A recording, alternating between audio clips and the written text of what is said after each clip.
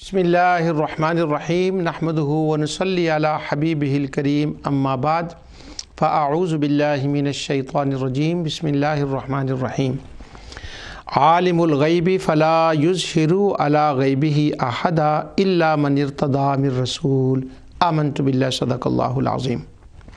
अल्लाह सुब्हानहु व तआला के फ़ज़ल व करम और उसकी इनायत और करम से मैं आपके सामने मसला तौहीद और रद्द शिरक पर गुफ्तगू कर रहा हूँ।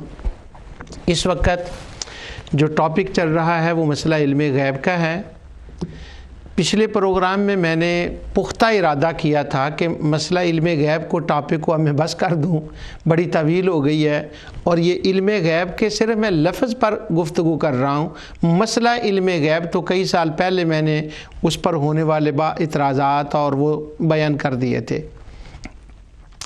अब तो बस चूँकि वो बात आ गई थी कि शिरक का इतलाक़ जब किया जाता है तो कहा जाता है कि अगर ये कहा जाए कि फ़लाँ को इल्म गैब है या इल्म गैब का इतलाक़ किसी पर कर दिया जाए तो इससे शिरक वाक़या हो जाता है। तो मैंने ये अर्ज़ कर रहा हूँ कि ये बात कहना अक़ीदा तौहीद के ख़िलाफ़ नहीं है, और जिन्होंने वहमी तौहीद को लिया, जो वहमी तौहीद को मानने वाले हैं, उनका हाल ये है कि उस वहमी तौहीद की वजह से ऐसी ऐसी जगह पर वो शिरक का लफ्ज़ इस्तेमाल कर देते हैं जहाँ पर वो किसी तरह से भी शिरक का लफ्ज़ मौजू नहीं होता और वो मोमिनीन के लिए होता है। और वो कुरान करीम की जो आयात होती हैं वो तो कुफ़ार व मुशरिकीन के लिए होती हैं, काहिनों के लिए होती हैं, जिन्नात के लिए होती हैं, और उनका इतलाक़ वो आक़ाए दो जहां सल्लल्लाहु अलैहि वसल्लम या अंबिया और औलिया के ऊपर कर देते हैं। पिछली बार मैंने अपना प्रोग्राम यहाँ ख़त्म किया था कि हाफ़िज़ इब्न हजर अस्क़लानी ने वो जो रवायत है जिसके अंदर है कि जो ये कहे हुजूर गैब जानते हैं उसने झूठ बोला, उसका जवाब दिया था इस आयत के साथ, और कहा था कि इमाम दाऊदी ने कहा है कि यहाँ हुजूर का नाम महफूज नहीं है। महफूज का ये मतलब है कि नहीं होना चाहिए। हाँ, कोई कहे कि मुझे इल्म गैब है और कोई दावा करे वो झूठा है। वो काहिन होगा, वो जिन्नात होंगे, वो कोई और होगा, वो नजूमी होंगे, आगे हाफ़िज़ इब्न हजर वो लाए हैं सारे अक़वाल, वो होंगे, मगर हुजूर के लिए नहीं। क्यों? हुजूर के लिए तो साबित है नसे कती से, और नबी का तो मतलब ही ये होता है कोई जो गैब की खबर दे। और नबी का मतलब मैंने पिछले प्रोग्राम में बता दिया था कि नबी का मतलब होता है जो बुलंद मुकाम पे खड़ा होकर, ये इब्न मंजूर अफ्रीकी से, रागिब से, सबसे मैंने हवाले पढ़े थे, आज मैंने वो नहीं पढ़ने। जो नबी का मतलब है जो बुलंद मुकाम पे खड़ा हो और अपने ज़माने में सबसे अफजल हो, और आका तो सारी कायनात से अफजल, और इस मुकाम उस मुकाम पे खड़े होकर वो कायनात को वो खबरें दें जिनको कोई नहीं जानता। ये नबी का मतलब होता है। जब ये आम नबियों का भी यही मतलब है, हुजूर का भी यही मतलब है, तो अब उम्मुल मोमिनीन आयशा सिद्दीक़ा रज़ियल्लाहु ताला अन्हा कैसे फरमा सकती हैं कि जी जो ये कहे कि हुजूर नबी करीम सल्लल्लाहु अलैहि वसल्लम गैब जानते हैं वो झूठा है, ये कैसे फरमा सकती हैं? मसला ये है कि यहाँ वो रावी जब बयान करते हैं तो वो कभी कभी अल्फाज महफूज नहीं रहते। इसके ऊपर मैंने पीछे तबसरा किया था। हाफिज़ इब्न कसीर ने एक और बात पर इसी तरह की एक बात की थी, वो मैंने इसी प्रोग्राम के अंदर उसकी इबारतें पढ़ी थी आपके सामने अल बिदाया वन निहाया से, कि जब नबी करीम सल्लल्लाहु अलैहि वसल्लम मेराज पे तशरीफ़ ले गए तो इदरीस अलैहिस्सलाम ने हुजूर से कहा ऐ मेरे भाई, तो वहाँ पर उन्होंने कहा मेरे भाई, तो वहाँ वो मैंने मसला बयान किया था कि इदरीस अलैहिस्सलाम तो दादा परदादा हैं नूह अलैहिस्सलाम के। तो यहाँ मुहद्दिसीन ने बात ये छेड़ी कि उनको भाई तो नहीं कहना चाहिए था, उनको तो बेटा कहना चाहिए था। तो ये हदीस के अंदर तो भाई का लफ्ज़ आता है। तो हाफिज़ इब्न कसीर ने वहाँ बुखारी की रवायत पर यह तबसरा किया था कि कभी कभार جو راوی ہوتے ہیں وہ الفاظ کو محفوظ نہیں رکھ سکتے، بیان کرنے میں کچھ صعب ہو جاتا ہے، تو ہمیں وہاں پر یہ دیکھنا چاہیے کہ باقی کے جو قرائن ہیں وہ وہاں کیا ہیں۔ تو حافظ ابن کثیر نے یہ نتیجہ نکالا تھا کہ حضرت ادریس علیہ السلام نوح علیہ السلام سے پہلے آئے ہیں، اور حضرت ادریس علیہ السلام نے حضور علیہ السلام کو بیٹا ہی کہا تھا، بھائی نہیں کہا تھا، لیکن جب راوی نے لکھا تو اس نے بھائی کا لفظ کہہ دیا، کیونکہ بسا اوقات راوی وہ محفوظ نہیں رکھ سکتے۔ یہاں ایک سوال کسی کے ذہن میں آ سکتا ہے کہ پھر تو کوئی بھی کہہ دے گا کہ یہ راوی کے الفاظ نہیں اور میں یہ سمجھتا ہوں۔ میں یہ نہیں کہہ رہا میں سمجھتا ہوں، باقی قرائن وہاں کیا ہیں، باقی جو ثبوت ہے وہاں کیا ہیں، باقی دلائل وہاں کیا ہیں۔ اب یہاں وہ ادریس علیہ السلام کا پہلے آنا قرآن کی آیت سے اس کا اشارہ مل رہا ہے، نوح علیہ السلام سے پہلے آنا۔ اب اگر راوی اس وجہ سے ادریس علیہ السلام کو بیان کرے کہ وہ نوح علیہ السلام کے بعد آئے ہیں، انہوں نے وہ اخی کہا ہے، تو اب راوی کے الفاظ کو ہمیں دیکھنا ہوگا کہ یہ محفوظ نہیں ہے، کیونکہ قرآن میں اشارہ موجود ہے۔ اور آقا دو جہاں صلی اللہ علیہ وسلم کی بات حدیث سے وہ میں نے عرض کر دیا تھا، یہی بات یہاں ہے۔ یہ میں زور اس لیے دے رہا ہوں کہ اس روایت کو بڑا ڈنکے کی چوٹ پہ کہا جاتا ہے، ام المومنین نے کہا، ام المومنین نے کہا۔ ارے بھائی، ام المومنین کیسے فرما سکتی تھیں؟ اس لیے تو امام داؤدی نے کہا کہ یہ الفاظ محفوظ نہیں ہیں، اگرچہ کسی اور روایت میں بھی یہ الفاظ آئے ہوں۔ فرض کرو حافظ ابن حجر اسقلانی اگر کوئی دوسری روایت یہاں لے آئے کہ جو اس راوی نے بیان کیے ہیں، یہی الفاظ کسی اور راوی نے بھی بیان کیے ہیں، تو ہم کہیں گے 15 راوی بھی بیان کر دے، جب قرآن سارا گواہی دے رہا ہے کہ اللہ تعالیٰ نے نبی کریم صلی اللہ علیہ وسلم کو غیب دیا، ماضی کا بھی آئندہ کا بھی جو کچھ ہے، تو پھر یہ کہنا کہ وہ غیب نہیں جان، محمد غیب نہیں جانتے تھے صلی اللہ علیہ وسلم، تو یہ زیادتی ہوگی، یہ درست نہیں۔ اس لیے راوی کو غلط کہنا یہ آسان ہے اس بات سے کہ پورے قرآن حدیث کے لٹریچر کو غلط کہہ دینا، اعوذ باللہ۔ یہ بات میں ذرا بدل کے امام راضی کی کسی وجہ سے بیان کر رہا ہوں۔ کسی مقام پر امام راضی نے کسی نبی کی طرف جھوٹ کی نسبت تھی، تو انہوں نے کہا اس نبی کی طرف جھوٹ کی نسبت کرنے کی بجائے بہت بہتر ہے کہ راوی کی طرف یہ منسوب کر دیں، نبی کی طرف اس کو منسوب نہ کریں۔ اللہ رحمت فرمائے امام راضی کی قبر پر۔ میں بھی یہاں یہ کہتا ہوں کہ جیسے میں نہیں کہتا بلکہ اللہ کا شکر ہے امام داؤدی نے کہہ دیا، ابن متین نے کہہ دیا، اور حافظ ابن حجر نے اس کو نقل کر دیا، اور پھر حافظ ابن حجر نے اس کے دلائل دیے۔ باقی رہا کہ اس سند سے کوئی اور روایتیں بھی ہیں، وہ ایک الگ مسئلہ ہے کہ وہ روایتیں 10 بھی ہو سکتی ہیں، اس سے ہمیں بحث نہیں ہے۔ اب میں اس کے یہ چونکہ پچھلی بار میں نے کہا تھا تو وہ ٹائم ہو گیا، اس کا جلدی ہو گیا تھا، اور پھر اس کے اوپر جتنے شارحین ہیں ان کا بھی یہی کلام ہے، یہ پڑھنے والی دیکھنے والی یہ روایت ہے، کیونکہ ابن حجر نے آگے جا کر کہتے ہیں کہ کالا وَأَمَّا ظُنُّ الْغَيْبَ فَقَدْ يَجُوزُ مِنَ الْمُنَجِّمِ، ہاں جو نجومی ہوتے ہیں نا ان کے لیے علم غیب نہیں، وہ یہ کہہ دیں کہ ہاں یہ جھوٹ بولتے ہیں، ان کے لیے ہونا چاہیے، مصطفیٰ کے لیے تو نہیں ہونا چاہیے۔ اب وہ میں اس پر زیادہ بات نہیں کر سکتا، لیکن امید ہے کہ انشاءاللہ جو میں نے کہہ دیا یہ اس روایت پر غور و فکر کرنے کے لیے یہ کافی ہوگا۔ اب ایک دوسری روایت جس کے بارے میں یہ کہا جاتا ہے کہ اس سے بھی بظاہر یہ نکلتا ہے کہ نبی کریم صلی اللہ علیہ وسلم کو غیب نہیں تھا۔ اچھا، نکلتا نکلتا کچھ نہیں اس سے، بس یوں ہے کہ یہ سینہ زوری سے نکالا جاتا ہے، نکلتا نہیں روایت کے اندر سے۔ کیوں نکلتا؟ اس لیے نہیں کہ جو وہ روایت ہے نا اس کے مطالب بیان کیے ہیں محدثین نے کہ اس کا یہ مطلب ہے، مگر کسی نے یہ بیان نہیں کیا کہ نبی کریم صلی اللہ علیہ وسلم کو علم نہیں ہو سکتا۔ کیوں؟ وہ تو قرآن کے خلاف چلی جائے گی بات۔ اب وہ روایت کیا ہے میں آپ کے سامنے عرض کرتا ہوں۔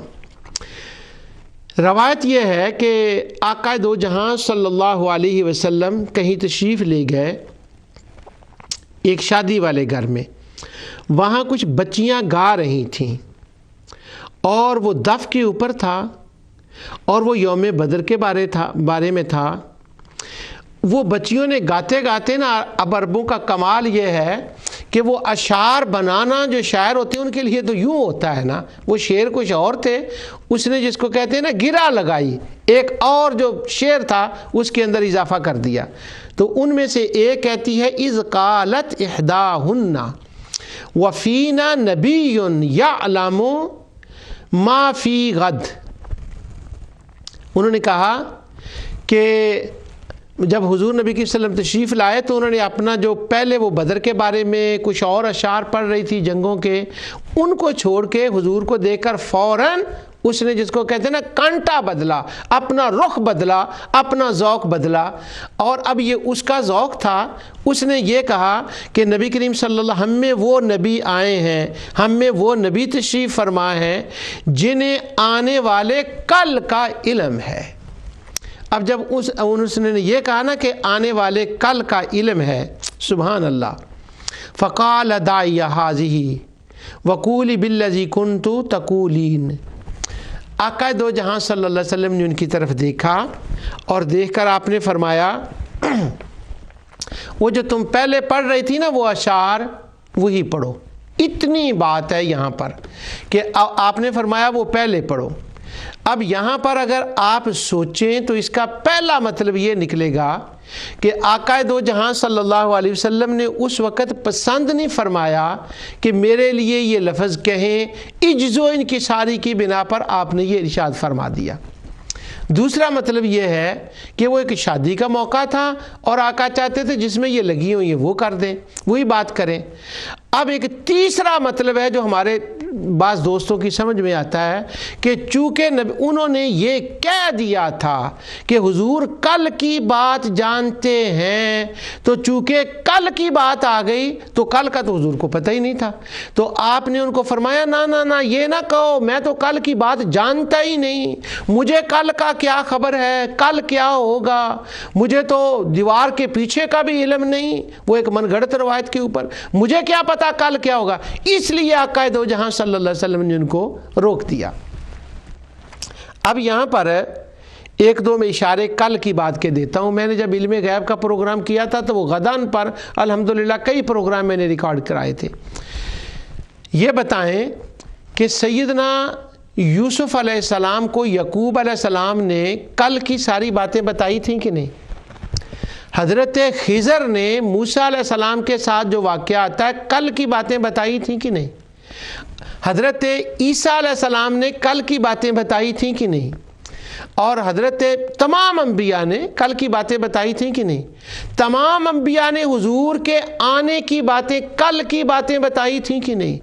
کون سا نبی ہے جس نے کل کی بات نہ بتائی ہو؟ اور آقا دو جہاں صلی اللہ علیہ وسلم آپ نے کل کی باتیں نہیں بتائیں، اپنے زمانے سے لے کر قیامت تک اور قیامت کے بعد تک تمام باتیں بتائیں۔ ارے یارو کل ہی نہیں مکا تمہارا، ابھی کل ہی نہیں آیا۔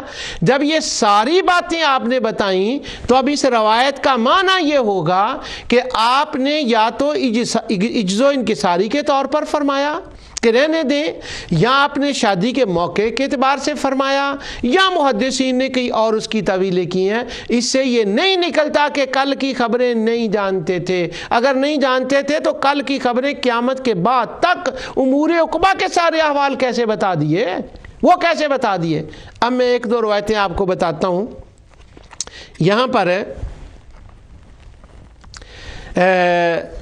سب سے پہلے اس خطبے کے اوپر حافظ ابن حجر کا میں بتاتا ہوں کہ حافظ ابن حجر اس کے نیچے لکھتے ہیں کہ ما کان نبی صلی اللہ علیہ وسلم یخبر به من الغیوب باعلام اللہ تعالی ایاہ لا انہ یستقل بعلم ذالک کما قال تعالی عالم الغیب فلا یظہر علی غیبہ احدا الا من ارتضی من رسول۔ اسی کی شرح میں حافظ ابن حجر نے کہا، اسقلانی نے۔ اب دیکھیں وہ جو باتیں میں نے کہہ دی تھی، میرا نام نکال دیں، اب اس سے پہلی بات سے حافظ ابن حجر کا نام لے آئے۔ کیا کہتے ہیں وہ؟ تو وہ کہتے ہیں کہ بات یہ ہے کہ نبی کریم صلی اللہ علیہ وسلم نے جو شعر چھوڑنے کا حکم دیا، اس کا مطلب یہ تھا کہ آپ کی طرف علم غیب کی نسبت مطلقاً کر دی گئی تھی، اور آپ نے اس کو پسند نہیں فرمایا، ایسی صفت جو اللہ سبحانہ و تعالیٰ نے اپنے لیے پسند فرمائی ہے۔ باقی رہ گیا یہ کہ آقا دو جہاں صلی اللہ علیہ وسلم نے غیب کی خبریں دی ہیں کہ نہیں، کہ وہ جتنی غیب کی خبریں آپ نے دی ہیں من الغیوب بِأَعْلَامِ اللَّهِ تعالی، وہ جو کل کی خبریں دی ہیں نا وہ تو بڑی دی ہیں اور وہ اللہ کے بتانے سے دی ہیں۔ تو وہ ایک توجیہ کرتے ہیں کہ اگر مطلب نکالنا ہی ہو تو یہ نہ نکالو کہ حضور کل کی خبر جانتے نہیں تھے، بلکہ یہ مطلب نکالو کہ آپ نے کیا فرمایا کہ مطلقاً یوں نہ کہو، اس لیے حالانکہ وہ حدیث کے اندر مطلقاً کی لفظ نہیں ہے، وہاں تو معاملہ کچھ اور ہے۔ اب حافظ ابن حجر العسقلانی کہتے ہیں کیوں، آگے وہ دلیل دیتے ہیں کہ اللہ کے بتانے سے بتائی ہیں۔ آگے وہ کیا دلیل دیتے ہیں؟ عالم الغیب فلا یظہر علی غیبہ احدا الا من ارتضی من رسول۔ یہی بات انہوں نے طیبی نے بھی کی ہے۔ وہ کہتے ہیں کہ نبی کریم صلی اللہ علیہ وسلم نے ان لڑکیوں سے فرمایا وہ جو پہلے پڑھ رہی تھی نا وہی پڑھو، تو وہ کیا وجہ تھی؟ اس کو کہتی ہیں کہ اس کی وجہ یہ تھی کہ او ان یوسف باسناء اللہب والحزل لأنه صلی اللہ علیہ وسلم اجل و اشرف من ان یذکر الا فی مجالس الجد مجالس الجدی۔ کہتے ہیں کہ نبی کریم صلی اللہ علیہ وسلم نے اس لیے منع فرمایا کہ یہ تو یہاں پر ہے شادی کی محفل، اور ایسے مقام پر آپ کا اس طرح سے ذکر خیر کیا جائے، آپ کا مقام بڑا اعلیٰ مقام ہے، اور اس مقام اعلیٰ ہونے کی وجہ سے یہ ذکر نہ کیا جائے بلکہ جو پہلے کر رہی تھی نا اسی میں کریں۔ اب دیکھیں محدثین کیا کہہ رہے ہیں، حافظ ابن حجر کیا کہہ رہے ہیں، علامہ طیبی کیا کہہ رہے ہیں، حافظ ابن قیم کیا کہہ رہے ہیں۔ تو ان سب نے محدثین نے اس کا یہی مطلب، علامہ عینی نے بھی حدیث کا یہی مطلب لیا، امام نووی نے بھی اس کا یہی مطلب لیا کہ یہ مطلب تھا کہ اسی کو پڑھیں جو پہلے آپ کہہ رہی تھی۔ یہ آقا دو جہاں صلی اللہ علیہ وسلم کا مطلب تھا۔ اب آخر میں یہاں پر میں علامہ ابن الجوزی، ہاں انہوں نے بھی یہی کہا، انہوں نے کہا حضور تو دن رات خبریں دیتے تھے کل کی۔ یہ اب آگی میرے سامنے وہ انباء الحی، اعلیٰ حضرت فاضل بریلوی رحمۃ اللہ تعالی علیہ نے اس کے اوپر تمام جو سوالات ہو سکتے ہیں یا کسی کے ذہن میں آ سکتے ہیں، اس کا انہوں نے یہاں پر جو ہے وہ بیان فرمایا۔ جو احباب اس چیز کا ذوق رکھتے ہوں وہ امام اہل سنت اعلیٰ حضرت کا رسالہ انباء الحی اور اس کا مطالعہ کرنا چاہیے، لیکن عام لوگوں کے لیے جتنا میں نے عرض کر دیا ہے انشاءاللہ یہ کافی ہوگا۔ اب آقا دو جہاں صلی اللہ علیہ وسلم کو علم غیب تھا کہ یہ کہا جائے کہ ان کو نہیں تھا؟ حافظ ابن تیمیہ نے القاعدۃ الشریفہ معجزات والکرامات فتاوے کے اندر ایک باب ہے، اس باب کے اندر انہوں نے اس بات کو چھیڑا کہ کیا وہ آقا دو جہاں صلی اللہ علیہ وسلم نے جب روکا تھا کیا مطلب ہے اس کا؟ تو وہ کہتے ہیں آقا دو جہاں صلی اللہ علیہ وسلم کی شان یہ ہے کہ آپ نے بہت سی خبریں دیں آنے والے وقت کی، والاخبار بالغیوب الماضیۃ والمستقبلۃ التی لا یعلمها بشر الا باعلام اللہ وغیر ذالک۔ وہ کہتے ہیں کل کی خبروں کی جہاں تک بات ہے، وہ علم غیب کی خبریں تو آقا دو جہاں صلی اللہ علیہ وسلم نے بہت زیادہ کثرت کے ساتھ دی ہیں، تو اور اللہ تعالیٰ کے بتانے سے دی ہیں۔ لہٰذا اس کا مطلب یہ ہوگا کہ حضور یا کوئی بندہ بھی اللہ کے بتائے بغیر غیب کی خبر نہیں دے سکتا۔ خیر اس کے اندر تو کوئی مسئلہ ہی نہیں ہے، اور یہ مسئلہ تو ہم نہیں اس کے اوپر تو کہتے ہیں کہ ان کو اس کے بغیر کو جان سکتا ہے۔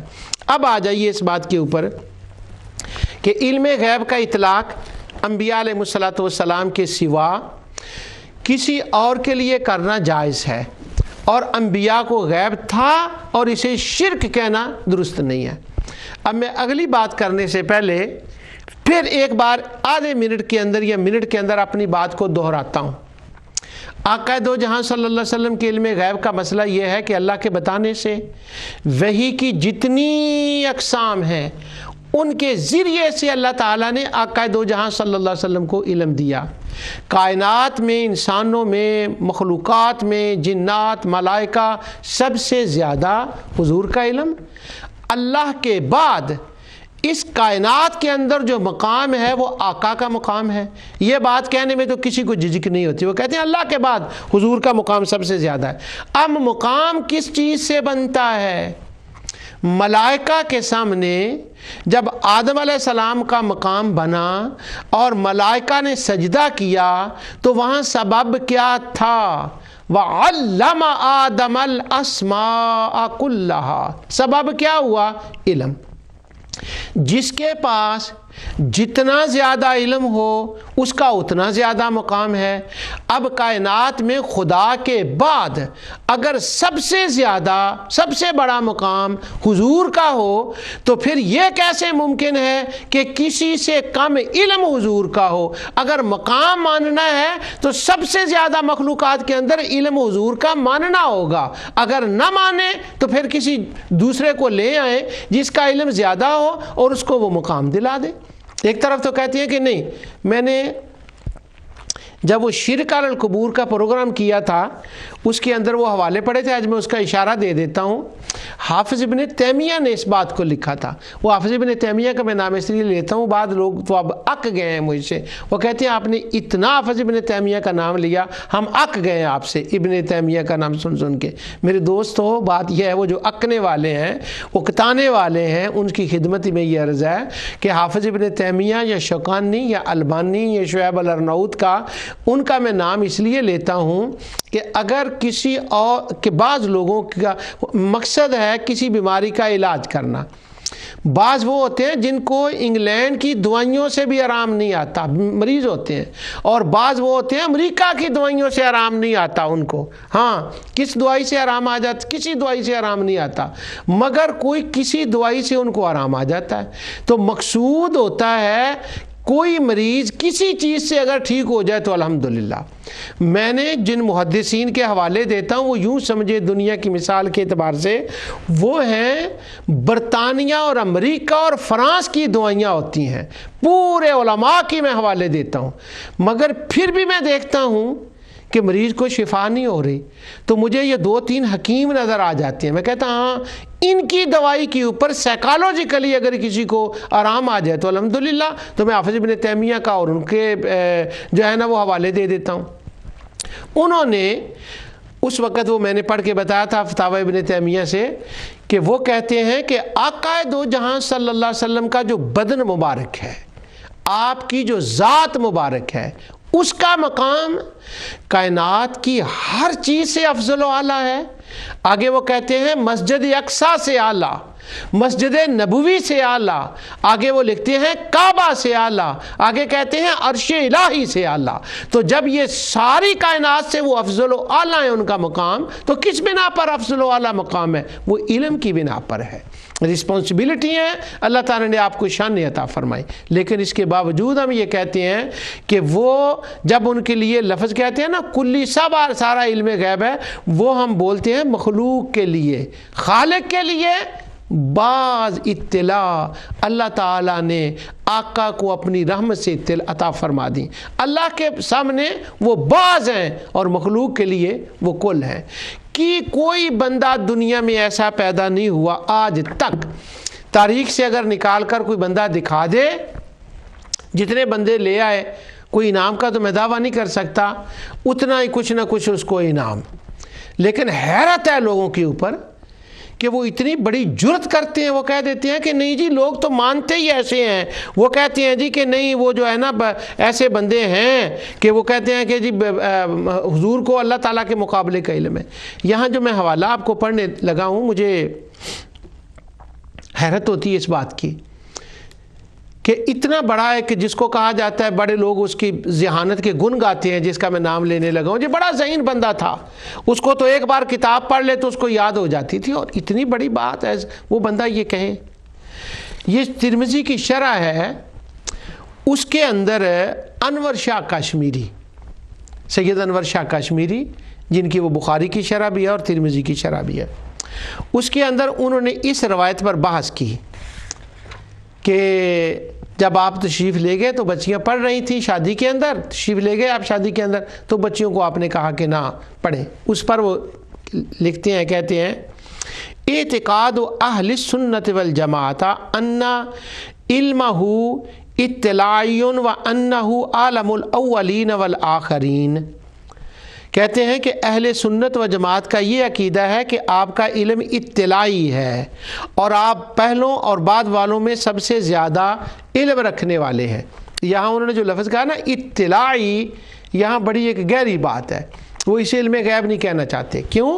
وما کان اللہ لیطلعکم، وہ کہنا چاہتے ہیں اللہ تعالیٰ نے ان کو علم پر اطلاع دی، مگر اس علم کو وہ علم غیب نہیں کہنا چاہتے۔ کشمیری صاحب علامہ انور شاہ کشمیری جو ہیں وہ اس کو علم غیب نہیں کہنا چاہتے، تو اس لیے جب عبارت پڑھیں تو اس کے اندر وہ جو باریک باتیں ہوتی ہیں نا ان پر بھی دھیان دینا چاہیے کہ یہاں وہ انہوں نے اطلاعی ان کیوں کہا ہے، وہ یہ مرض ہے، اصل میں وہاں مرض ہے، علم غیب کا نہیں کہنا چاہیے۔ وہ میں نے حوالے پڑھ دیے، محدثین نے دیا ہے، اور عالم الغیب الا من ارتضی، اللہ تعالیٰ نے خود علم غیب کا اطلاع کیا ہے اس کے اندر۔ کہتے ہیں کہ ان کو اولین و آخرین کا سب سے زیادہ علم تھا۔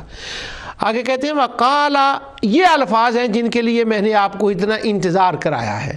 وہ کہتے ہیں وقال بعد الجہالتی ان علم الباری و علمہ مستویان۔ کہتے ہیں کہ بعض جاہلوں نے یہ کہا ہے کہ اللہ تعالیٰ کا علم اور نبی کریم صلی اللہ علیہ وسلم کا علم بالکل برابر ہے۔ آگے وہ کہتے ہیں کہ اقول ھذا ادعی الباطل محض، وہ کہتے ہیں کہ میں یہ کہتا ہوں کہ یہ تو دعویٰ بالکل باطل ہے۔ فَإِنَّ عِلْمَتَهُ مُتَنَاهٍ وَعِلْمَ الْبَارِ غَيْرَ مُتَنَاهٍ فَلَا نِسْبَ بَيْنَ الْمُتَنَاهِ وَغَيْرِ الْمُتَنَاهِ، کہ اللہ تعالیٰ کا علم کی تو حد ہی کوئی نہیں اور حضور کے علم کی تو حد ہے، تو یہ کیسے انہوں نے کہہ دیا کہ اللہ تعالیٰ کا اور حضور کا علم برابر ہے۔ مجھے تعجب اس بات کا ہے کہ یہ جو لکھ رہے ہیں علامہ کشمیری صاحب، جس علاقے میں یہ رہتے تھے وہ علاقہ ہو، یا جس ملک میں رہتے تھے وہ ملک ہو، یا جس اللہ کی زمین پر یہ رہتے تھے وہ اللہ کی زمین ہو، اس میں سے جن کی طرف وہ نسبت کر رہے ہیں نا کہ وہ کہتے ہیں اللہ کا اور حضور کا علم اکو جیا مساوی متساویان، وہ دونوں علمہ متساویان، علم الباری اور علم مصطفیٰ برابر ہیں۔ میرے خیال میں آج شاید پتہ نہیں کتنی دیر ہو گئی ان کا وفات ہوئی تھے 1353 کے اندر، اس وقت سے پہلے اور آج اور قیامت تک اہل سنت و جماعت میں سے، میں مرتدین کسی کی بات نہیں کرتا، وہ کسی اور کی بات نہیں کرتا، کسی اور کو تو خیر حضور کے علم کے بارے میں بات کرنے کی ضرورت نہیں ہے، اہل سنت و جماعت میں سے کوئی بندہ روح زمین پر نہ پہلے تھا نہ آج ہے جو یہ کہے کہ اللہ تعالیٰ کا علم مساوی ہے۔ وہ خالق ہے، یہ مخلوق ہیں، وہ معبود ہے، یہ عابد ہیں، یہ محکوم ہے، وہ حاکم ہے، وہ تو بتانے الرحمن علم القرآن، وہ تو بتانے والا ہے، وہ تو پڑھانے والا ہے، وہ تو عطا فرمانے والا ہے۔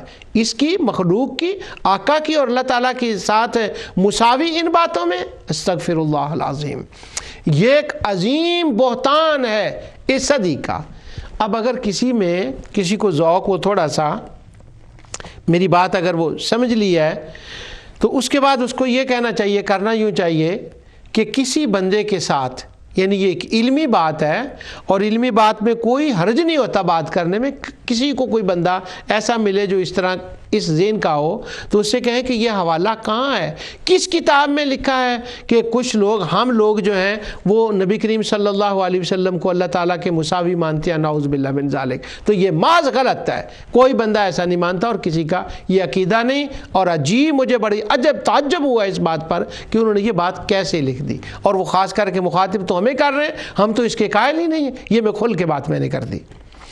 اب وہ میں نے انبیاء علیہ الصلوۃ والسلام کے بعد آپ سے وعدہ کیا تھا پچھلے کسی پروگرام میں کہ انشاءاللہ اللہ تعالیٰ نے چاہا تو میں چند حوالے 2-4 ایسے بھی پیش آپ کی خدمت میں کروں گا کہ علم غیب کی نسبت انبیاء اور اولیاء کی طرف اور خاص کر کیا آقا دو جہاں صلی اللہ علیہ وسلم کی طرف وہ تو جائز ہے ہی۔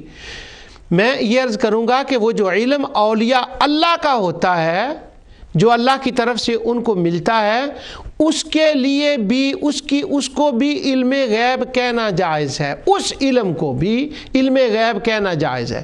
تو جب اولیاء کے علم کو علم غیب کہنا جائز ہے تو انبیاء کا علم اور آقا کے علم کو علم غیب کہنا کیسے شرک ہو گیا؟ نعوذ باللہ من ذالک۔ آج علم غیب کا یہ میرا آخری پروگرام ہے، اس کے بعد انشاءاللہ ہوگا تو شرک اور رد توحیدی کسی اور پروگرام کو 2-3 پروگرام جو اور ہیں ان کو میں کروں گا انشاءاللہ، وہ شروع کروں گا کسی اور ٹاپک کو، توحید کا کوئی دوسرا ٹاپک آئے گا۔ مجھے لگتا ہے کہ اگلا پروگرام شاید وما اہل بہ لغیر اللہ پر جو وہ ایک شبہ ہے اس کا میں انشاءاللہ کچھ بیان کروں گا۔ علم غیب کا یہ آخری پروگرام، اس لیے اگر میں اس کے اندر کوئی ریپیٹیشن کر دوں تو میں معذرت چاہتا ہوں۔ عالم الغیب فلا یظہر علی غیبہ احدا الا من ارتضی من رسول، اس کے اندر اللہ تعالیٰ نے علم غیب کا اطلاق رسولوں کے لیے کیا۔ جب خدا نے فرما دیا بات ختم ہو گئی۔ اب وہ جو علم ملتا ہے نا حواس خمسہ کے بغیر، اس کو اطلاع بھی کہنا جائز ہے، اس کو انباء الغیب کہنا بھی جائز ہے، اور اسے علم غیب کہنا بھی جائز ہے۔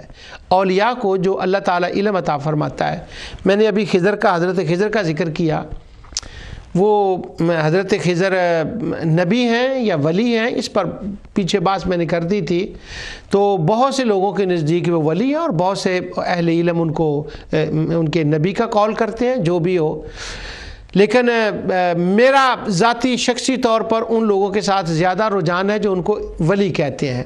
اب جو انہوں نے باتیں بتائی تھیں اس کے اوپر علم غیب کا اطلاق ہوا اور محدثین نے کیا، تو پہلی دلیل تو یہ ہے کہ ولیوں کے اوپر علم غیب کا اطلاق جائز ہے، اور جو اولیاء اللہ کو اللہ علم دیتا ہے وہ علم غیب ہی ہوتا ہے، اور علم غیب ہوتا ہے جو حواس خمسہ سے جس کا ادراک نہ ہو۔ اب میں 1-2 مثالیں دیتا ہوں آپ کو، میں نے اس کے اوپر بیان نہیں کرنا کیونکہ وہ ہو چکا ہے۔ سیدنا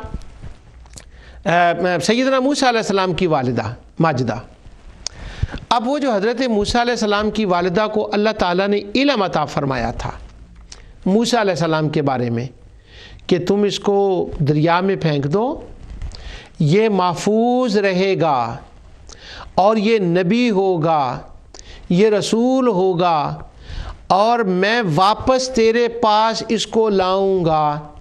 اب یہ جو چیزیں ہیں کہ دریا میں بچے کو پھینک دیا جائے اور وہ زندہ رہے، اور کیا گارنٹی ہے کہ پھر وہ واپس آئے، یہ ساری غیب کے علم تھے جو اللہ تعالیٰ نے حضرت موسیٰ علیہ السلام کی والدہ کو دیے تھے۔ تو اللہ تعالیٰ نے ان کو جو علم دیا اس کا نام علم غیب ہے۔ سیدہ مریم کا اسی طرح ہے۔ موسیٰ علیہ السلام کا وہ مومن کلیمی جس نے ڈنکے کی چوٹ پہ تقریر کی ہے اور ایک لمبی تقریر قرآن کے اندر اس کی آئی ہے، اس نے آخر میں کہا تھا کہ یہ جو کچھ میں کہہ رہا ہوں نا یہ ہونے والا ہے، اور میری باتوں کو کبھی تم یاد کرو گے، فَسَتَذْكُرُونَ مَا أَقُولُ لَكُمْ، یاد کرو گے کبھی میری باتوں کو۔ وَأُفَوِّضُ أَمْرِي إِلَى اللَّهِ، میں اپنے معاملات کو اللہ کے سپرد کرتا ہوں تو میرا کچھ نہیں بگاڑ سکتے۔ تو وہ بھی ساری غیب کی باتیں تھیں۔ اس طرح اولیاء کرام کے واقعات قرآن کریم میں آتے ہیں، آصف بن بنکھیا کا یا وہ آتے ہیں۔ میں نے صرف چند اہل علم سے آپ کے سامنے اس کا 1-2 اطلاق ثابت کرتا ہوں کہ انہوں نے اولیاء کے لیے یہ اطلاق کیا ہے۔ سب سے پہلے کتاب میں پیش کر رہا ہوں حوالہ الفرق بین الاولیاء الرحمن و اولیاء الشیطان، حافظ ابن تیمیہ کی یہ کتاب ہے۔ اس کے اندر وہ کہتے ہیں کہ بل اطلع علی جزیات مخصوصہ ولو قلنا انہ متصل فالمعنی لا یظہر علی غیبہ احدا الا من ارتضی من رسول ویظہر علی غیرہ رسلا آخرین و اولیاء۔ جیسے اللہ تعالیٰ علم غیب عطا فرماتا ہے جیسے اللہ تعالیٰ علم غیب عالم الغیب علم غیب عطا فرماتا ہے رسولوں کو و اولیاء اور اولیاء کرام کو۔ یہاں انہوں نے وہ جو اللہ کی طرف سے علم غیب ملتا ہے اس کا اطلاق اولیاء پر بھی کیا۔ اس کے بعد اسی کتاب کے اندر آگے جا کر وہ ایک بحث کا جواب دیتے ہیں، کہتے ہیں کہ معتزلہ یہ کہتے ہیں کہ کرامات کا وجود نہیں، اور کرامات کا مطلب ہوتا ہے اولیاء کو علم غیب مل جائے اور وہ آنے والے کسی وقت کی اطلاع دے دیں یا ایسی بات فرما دیں کہ جس کا تعلق جو علم حواس خمسہ سے نہیں ہوتا، یہ کرامت ہوتی ہے، اور معتزلہ اس کا انکار کرتے ہیں۔ تو وہ ان کا جواب دیتے ہیں، کہتے ہیں کہ ادعی زمخشری آمن و استدل بخاصہ و یجوز اعطاء الکرامات کلها الا اطلاع الغیب۔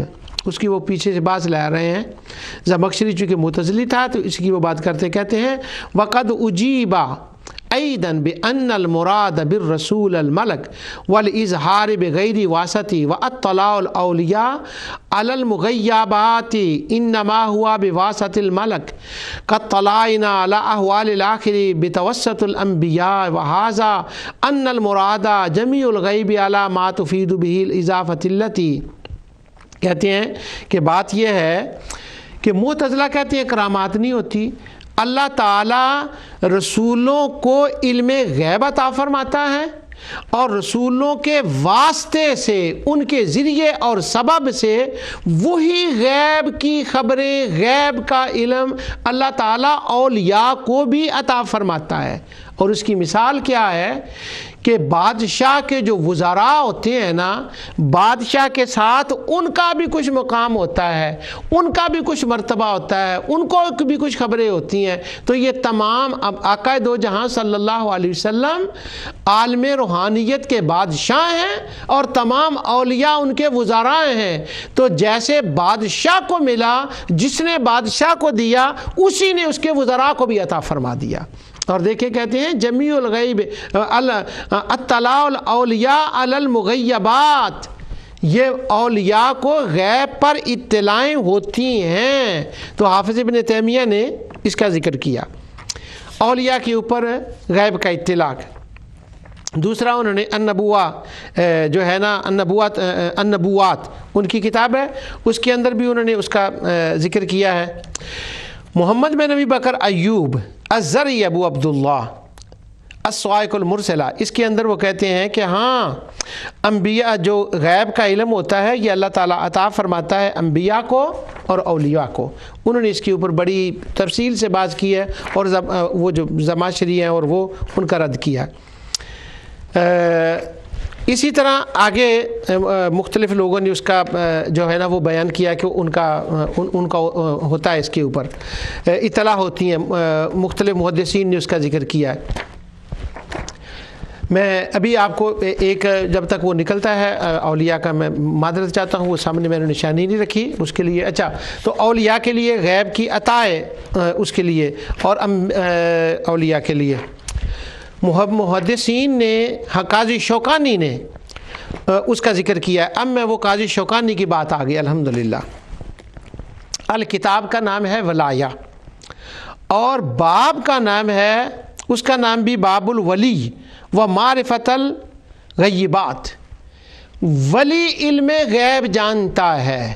اس پر انہوں نے شروع کیا ہے اپنا، قاضی شوکانی نے اپنا بیان جو ہے وہ اس کے ذریعے سے شروع کیا ہے۔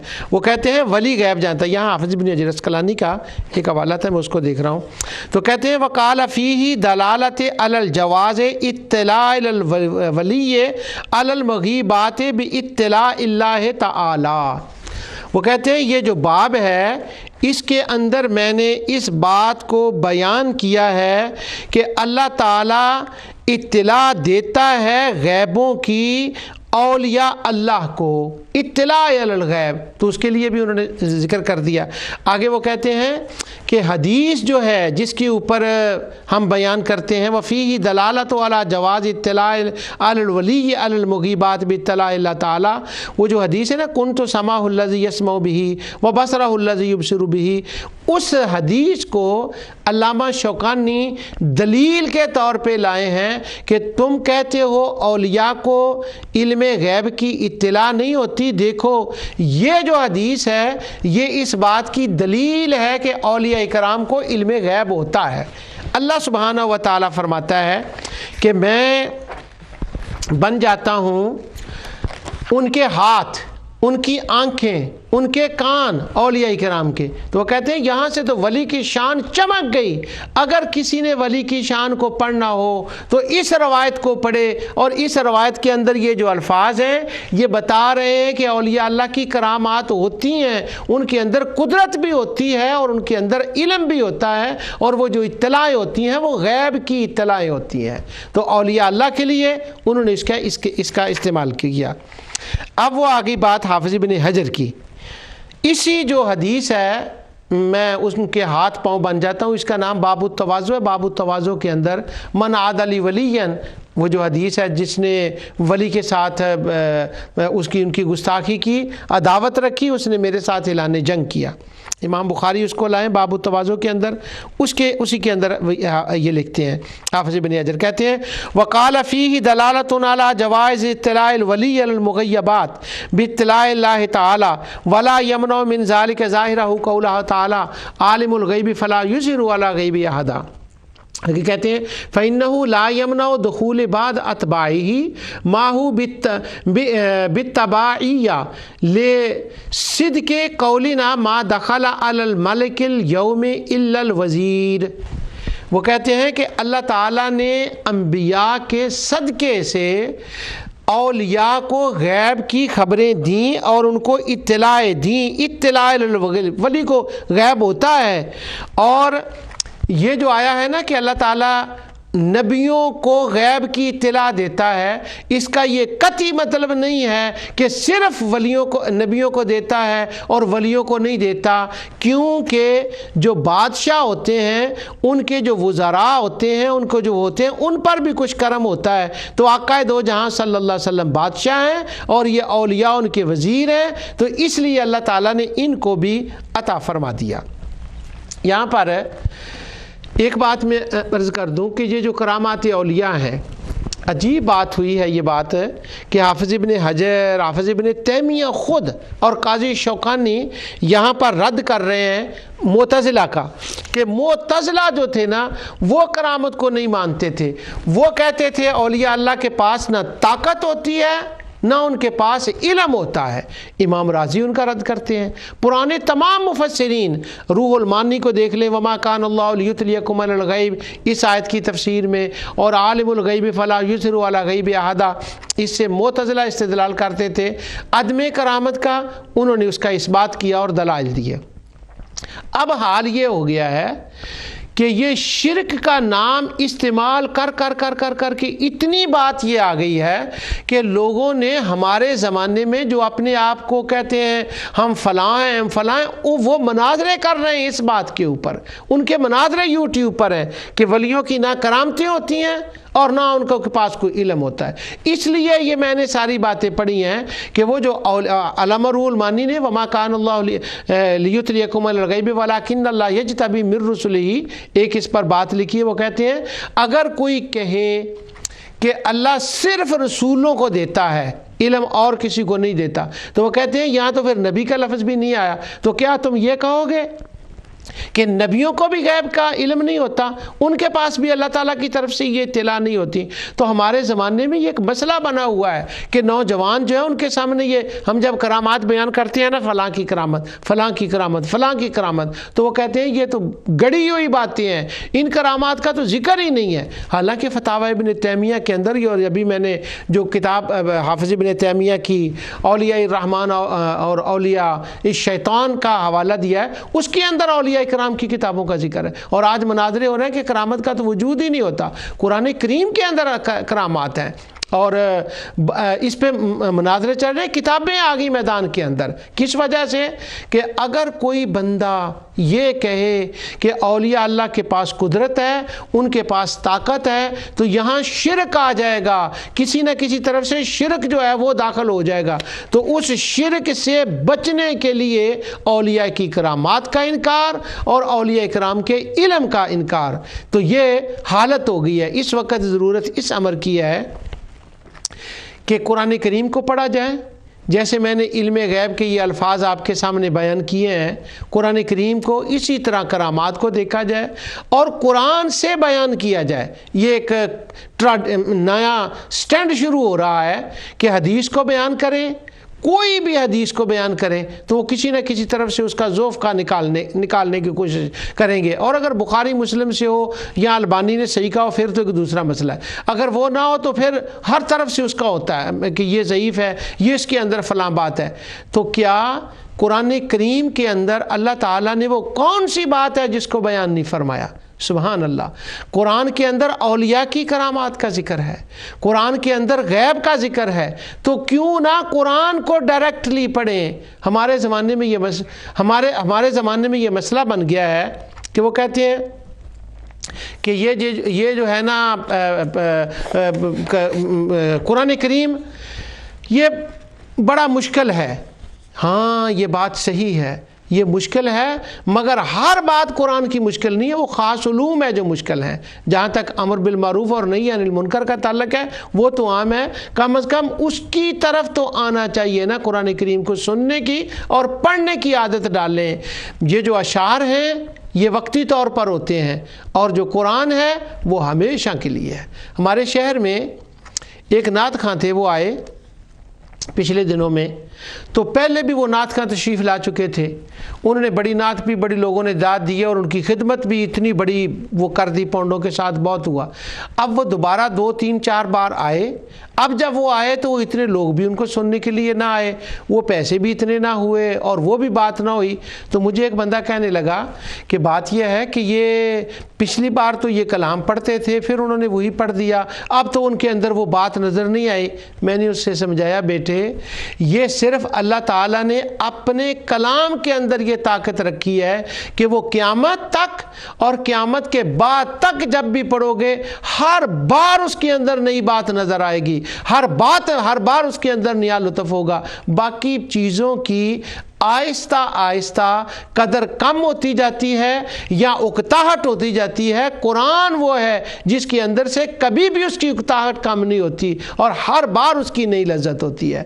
میں اپنے ناظرین سے یہ عرض کرتا ہوں کہ مسئلہ علم غیب کے لیے یوں کریں، اپنے نیٹ پر آپ آج کل تو سہولت ہے، علم کی آیات کو نکالیں قرآن سے، غیب کی آیات کو نکالیں، اپنے محلے کے امام صاحب، خطیب، مفتی صاحب کے پاس جائیں اور کوئی سفر کریں علم حاصل کرنے کے لیے اور جا کر قرآن کی غیب، یہ میں نے کوئی 5 7 8 پروگرام کیے ہیں غیب کے اوپر اور وہ ساری آیات کے اوپر ہے. قرآن کریم کو سامنے رکھیں.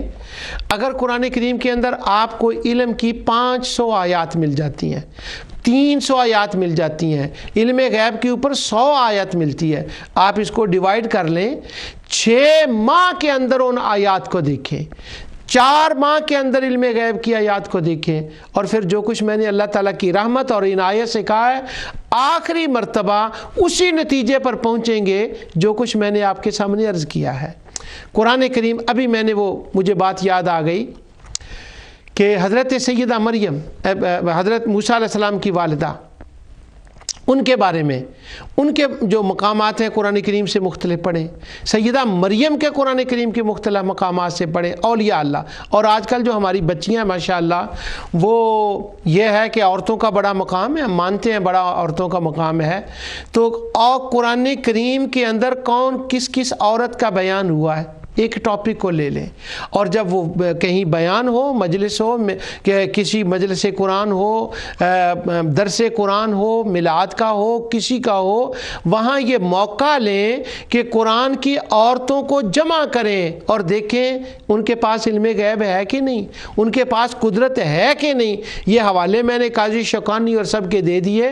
یہ تو صرف وہ حکمت والی بات میں نے کی، شاید اس سے کسی کو آرام آ جائے، ورنہ سارا کچھ قرآن کے اندر موجود ہے، قرآن کے اندر عورتوں کی ان کے صبر دیکھیں کہ یہ عورتیں آپ کو ایسی نظر آئیں گی جن کے صبر کو اللہ تعالیٰ نے کس قدر بیان فرمایا۔ کچھ عورتیں ایسی نظر آئیں گی وہ مردوں کے اندر رہتے ہوئے اپنی عزت و نفوس کی کیسے حفاظت کرتی ہیں اور مشکلات ان کے سامنے آتی ہیں وہ اس کو فیس کیسے کرتی ہیں، اور اولیاء کرام کیا کن کن مشکلات سے وہ گزرے ہیں اور اللہ سبحانہ و تعالیٰ نے ان کو کیسے تسلیاں دی ہیں۔ یہ میرا تقریر کرنے کا 5 منٹ کا آخری میں مقصد یہ ہے کہ علم غیب کا موضوع میں نے 7-8 میں بیان کیا، اس میں 2 لفظ ہیں، ایک علم اور ایک غیب۔ دونوں لفظوں کو قرآن کریم سے نکالیں تو آپ کو رد وہاں نظر آئے گا، کاہنوں کا، جنات کا، مشرکین کا، ان کا رد نظر آئے گا۔ اور اللہ تعالیٰ نے اپنے انبیاء اور اولیاء کے لیے ان کے لیے تو عطائیں ہی عطائیں بیان کی ہے، لیکن کیا کیا جائے جب کسی کو شبہ ہو جائے، بس وہ ایک شبہ ہو جائے کسی بات کا، شبہ کیا ہو گیا کہ اس بات سے شرک ہو جاتا ہے، بس اس شبہ کی وجہ سے وہ ساری چیزوں کا انکار کرنے لگتا ہے۔ میں اللہ تعالیٰ کا شکر ادا کرتا ہوں کہ لفظ غیب کے اوپر میں نے مختلف جہتوں کے ساتھ اس پر گفتگو کی۔ اگلے پروگرام میں انشاءاللہ توحید اور رد شرک پروگرام چلے گا، کسی اور پر بات ہوگی۔ جو کچھ میں نے کہا اللہ تعالیٰ سے قبول فرمائے۔ وما علیہ الا البلاغ۔